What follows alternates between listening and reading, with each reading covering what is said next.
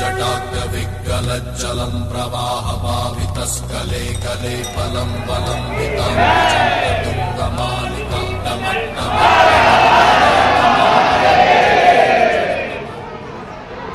ভূতনাথ ধাম কলকাতার এমন একটা জায়গা যেখানে মহাদেবের পুজো হয় জ্বলন্ত চিতার ছাই দিয়ে। শোভাবাজার রেল স্টেশন বা শোভাবাজার মেট্রো স্টেশন থেকে খুব সহজেই ভূতনাথ ধামে পৌঁছে যাওয়া যায়। গোটা শ্রাবণ মাস জুড়ে এখানে হয় বিরাট এক উৎসব, যা দেখার জন্য বহু ভক্তরা বহু জায়গা থেকে আসে। তোমরা যারা এখনো ভূতনাথ ধাম এসে পৌঁছতে পারোনি বা ভূতনাথ ধাম আসবে বলে ভাবছো, তাদের জন্য রইল আজকের ভিডিওটি।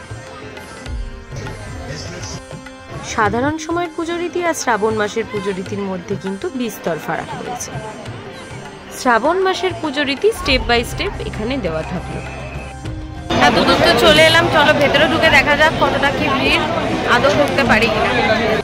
এই যে এই লাইনটা ধরে সবাই ভেতরে ঢুকছে, অনেক পেছনে আছি। লাইনটা ঢুকে পড়লাম, এবার ভেতরে। এখানে কিন্তু তোমরা তোমাদের জুতো সেফটি রাখার জন্য কোনো পার্মানেন্ট জায়গা পাবে না। কিছু লোক এবং মহিলা এখানে বসে থাকেন, কিছু টাকার বিনিময়ে তাদের কাছে তোমরা জুতো রাখতে পারো। সাধারণ সময় কিন্তু আমরা এই গেটটা দিয়েই প্রবেশ করি, কিন্তু এখন তা একেবারেই হবে না। মন্দিরের দরজার এই পাশে সরু গলি দিয়ে একটা ঢোকার রাস্তা রয়েছে, সেখান দিয়ে আমি ঢুকে গেলাম। এখন এই রোডটাতে আছি, এইভাবে লাইনটা জিগজ্যাগ জিগজ্যাগ করে গেছে, দেন মন্দিরে প্রবেশ করতে পারবো। জিগজ্যাগ জিগজ্যাগ করে এখন মধ্যিখানের জিগজ্যাগে এসছি, এখন অনেকগুলো জিগজ্যাগ বাকি, দেন মন্দির।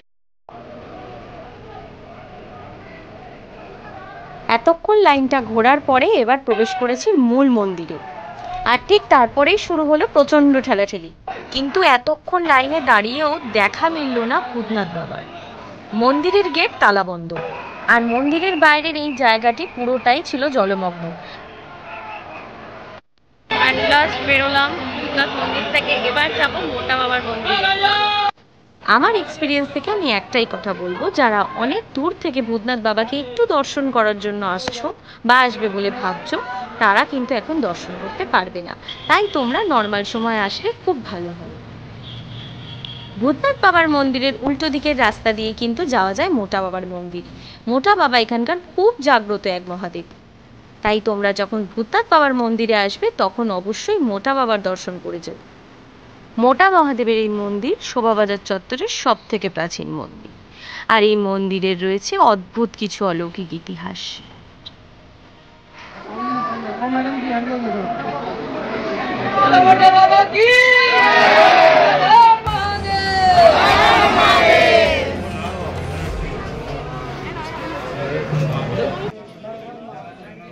ভূতনাথ মন্দিরের তুলনায় কিছুটা কম ভিড় হলেও এখানেও কিন্তু নিতান্তই কম ভিড় ছিল না।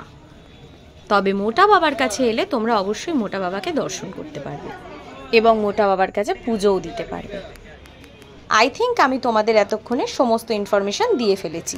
তাছাড়াও যদি তোমাদের আর কোনো কোশ্চেন থাকে, তোমরা অবশ্যই আমাকে কমেন্ট সেকশনে সেই কোশ্চেনটা করতে পারো, আমি তোমাদের রিপ্লাই করে দেবো। ভিডিওটি ইনফরমেটিভ লাগলে অবশ্যই একটি লাইক, কমেন্ট আর শেয়ার করে দিও। আর চ্যানেলে নতুন হলে সাবস্ক্রাইব করে পাশে থেকো।